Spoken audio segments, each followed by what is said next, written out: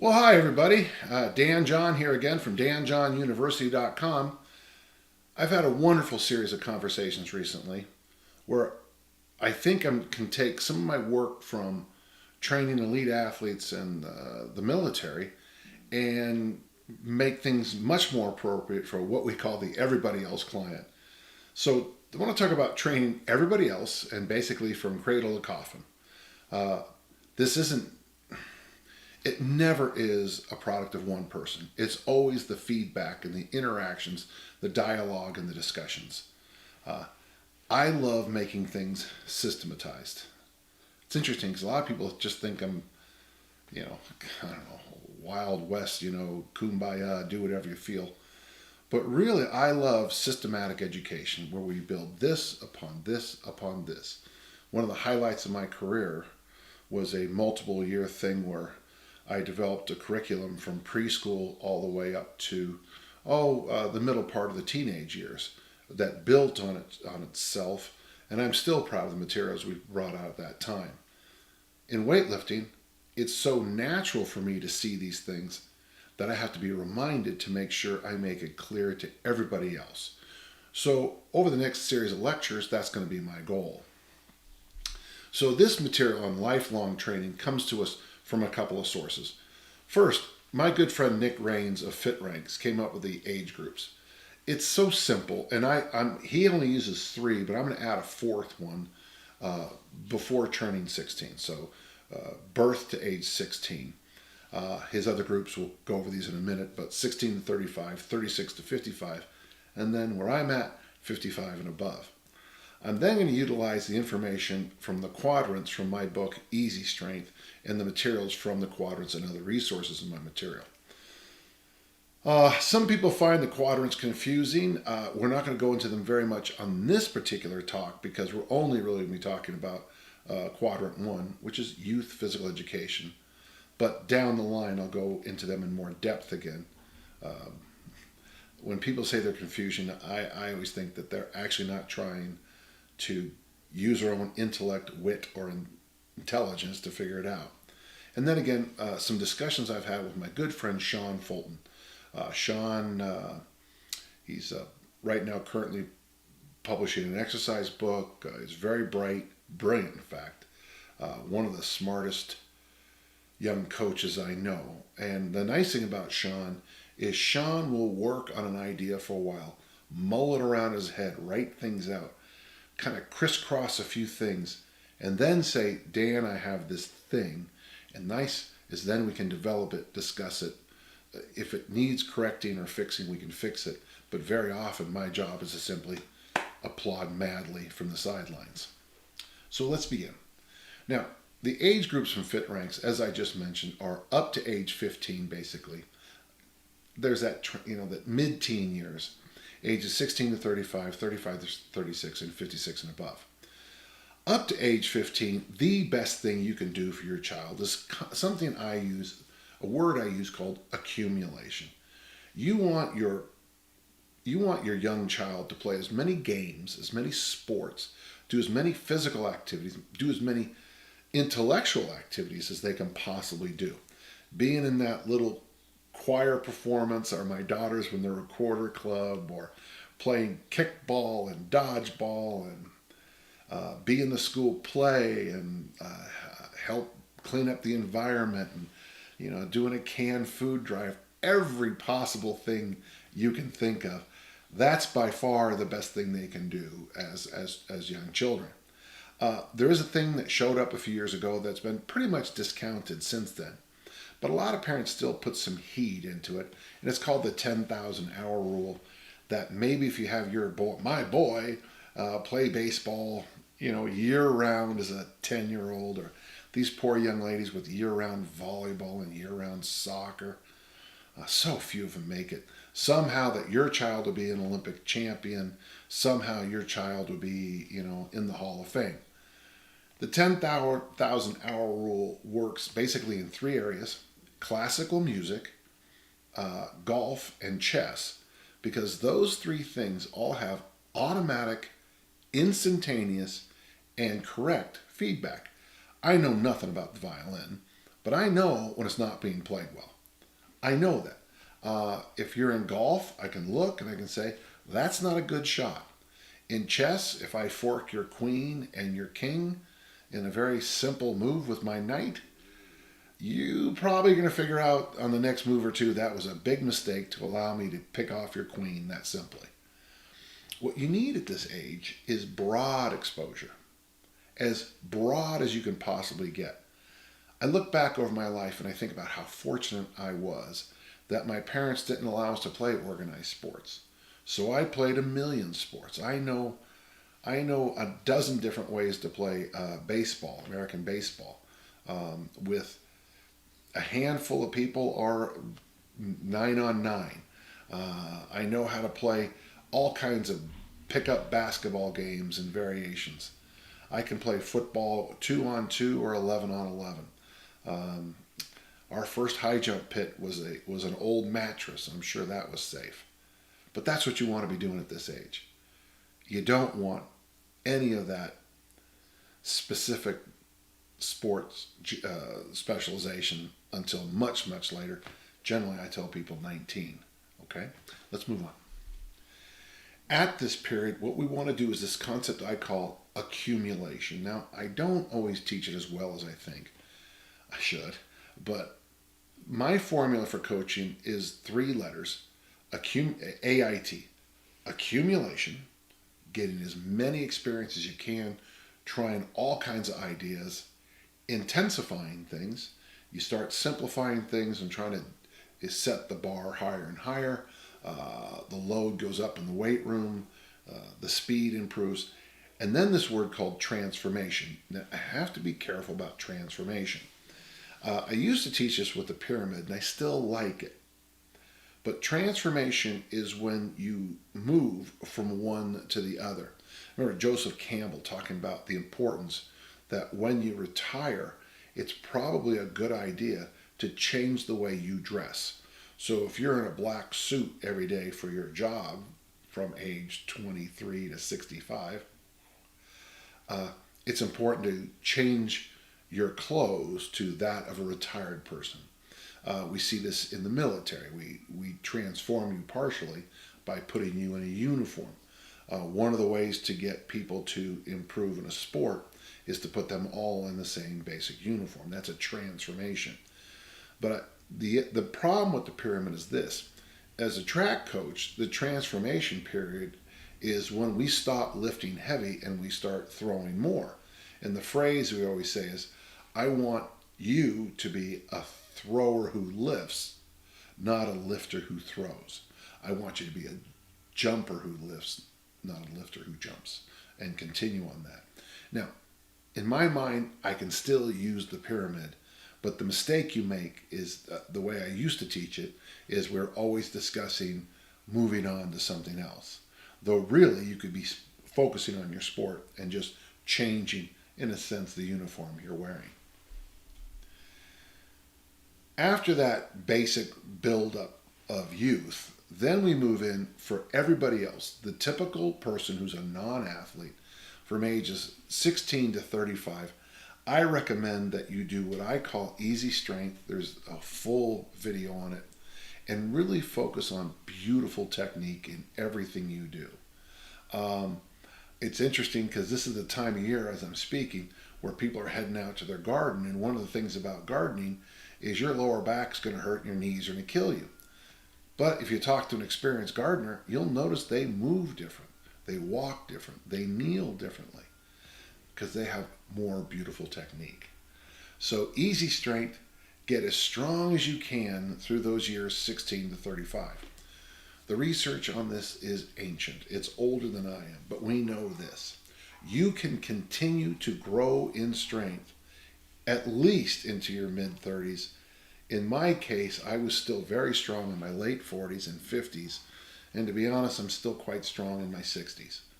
Because according to the German research of the 40s, 50s, and early 60s, Heidegger and the gang, Theodor Heidegger, as we age, true, we begin to lose strength. That's true. However, if this is as strong as person A is, and this is the strength of person B, and they both gradually go down, Person B can be unusually strong late in life. Now, obviously, I'm a strength coach, so I believe at this time you should get as strong as you can. It's because we believe, and this is just a foundational belief of strength coach, is that the phrase is strength is the glass and every other quality is the liquid in the glass. So if you have a keg, you're going to have a lot of other qualities. Of course, if all you have is a shot glass, you better take good care of yourself. This is the period I call intensification. And what we're trying to do at this period of the person's life is just build up those general strength levels. Now, at this time, you're going to need appropriate measurements. Now, what can they be? Well, in Can You Go, I recommend on standing on 1 foot. Your waistline should be half your height. Those are good measurements. You could also have basic standards in the weight room. I have them for high school athletes. I have them for elite athletes. I have them for everybody. But just have appropriate measurements. So there's 2 issues from the ages 16 to 35 that I got to keep an eye on. The first is a phrase my friend Pat Flynn said. He calls it snapshots of intensity. In June 1979, when I was 22, I did a workout where, now when I say I squat, that means I squatted deep. And I did 315 pounds for 30 reps, 275 pounds for 30 reps, and 225 pounds for 30 reps. And lo and behold, over 40 years later, I'm still bragging about that workout. Well, that's what we call a snapshot of intensity. That's me patting myself on the back. If I put up, I guess there's these profiles people put on these different things on their cell phones to meet people. And, you know, we all have that photo, maybe when you were 19 or 27 or whatever, and that's the photo you put up. Well, that's exactly what I'm talking about here, is that very often we remember that peak, that day, that the best weightlifting day of your life, the best social day of your life, the best party. This is when I look the best. But again, that's one photo and one day in a, 50-year, 60-year life. The day-to-day pictures might be a trifle more important. So keep an eye as you go through this on having a false memory about how you looked, how strong you were, how mobile you were, how fast you ran that marathon. And then the other thing, of course, and this is something that comes up, if you're using performance-enhancing drugs, if you're snorting cocaine, which I was told by a young lady one time, I was a great fat loss tool, and I thought, oh boy, am I in the wrong world. If you're taking anabolics, if you're doing any kind of shortcut, or what we call now sometimes hacking, that's fine, but you got to remember, as Rocky said, you got to pay the piper. And that stuff is going to turn around and bite you someday. As we move on to the next stage, there's really not much that I can do except this. And this is a tough one. You, that fine person who's listening to me right now, you are the sum of your habits up to this day. The same with me. I am the sum of my habits. So the thing about acquired habits, especially strength, they hold on for a long time. If you like to lay around for 14 hours a day in bed or watch TV for 6 hours every night, that habit is going to be hard for you to snap. Of course, it's going to get worse on the next stage, but this is the time to really start thinking through your habits and how you do things. I got wonderful books here like B.J. Fogg's Tiny Habits. I got Josh Hillis' new book over there. He's a master fat loss expert because he only focuses on habits. Folks, it's habits, habits, habits. I always wear this shirt, as you know if you watch my broadcasts, because I don't want to waste any time thinking about what to wear. And then finally, at ages 36 to 55, this is where lean body mass and joint mobility issues start to appear. Joint mobility is the free movement around the joints. And it's not flexibility. It's mobility. And I spend a lot of time daily working on both lean body mass and joint mobility. We have a new young trainer working with us, and he mentioned that I seem to do a lot of hypertrophy work, bodybuilding, and joint mobility work in my training. And I kind of laughed out loud because I had to mention to him that I'm older than his parents. And it was one of those moments like, oh, yeah, I need to keep an eye on my lean body mass and my joint mobility. Otherwise, it's going to disappear overnight. Trust me, folks, fat's invasive. It's like an invasive species. Once it gets a foothold, it never lets go on your body. A phrase Pat Flynn told me this week is absolutely brilliant. He said this about 36 to 55. The plateau is the new personal record. The plateau is the new PR. As I was preparing for this talk, I was rumbling through some of my old diaries and journals, and I picked up the one I have from 2003 and 2004 when I was 47 years old, and I was competing at the highest level of my life. And it's interesting because the reason I'm so proud of those years at 47, 48 was I was throwing better than I did at 21 and 22. But at 47 or 48, I had two daughters. I think they were in middle school. I had two full-time jobs, and I was competing in Olympic lifting, Highland Games, the discus, and weight pentathlons, and I was having the best years of my life.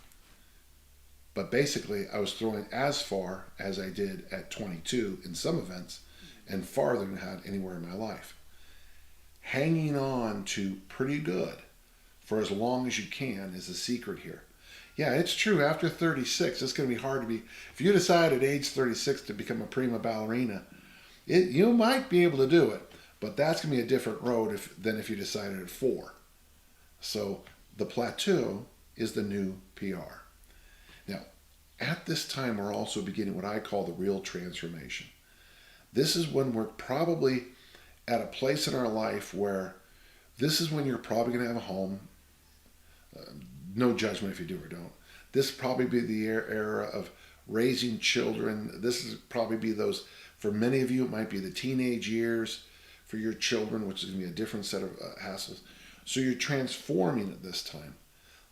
But it's 36 to 55, I think now, are probably the most important years of your longevity and health. Because those are the years where things can go off quickly. And that's why it's so important to think of yourself still as an athlete or as an active person, still out there swinging away and enjoying things. Now, finally, we come to where I'm at. Now, you've noticed throughout this whole thing, I've had an asterisk after ages 56 plus. This is when bad habits catch up to you and they demand payment. When Dr. Brunetti told me years ago that up to age 55, you're going to survive unless basically you do two things. You don't wear your seatbelt and you smoke. Those just completely change the statistics. But really, if you're smoking, that's when it catches up to you. Your nutritional issues, like you like to eat dessert after every single meal and you eat 7 times a day. Lack of dental care. Wow. Catching up on poor dental care is a nightmare. Lack of prudence, the old hold my beer and watch this kind of thing. You'll pay a high price for it after age 56. And then my little line here, overing everything.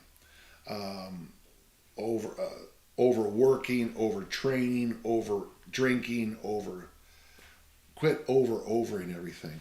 At 56 plus, you are literally, your habits, good or bad.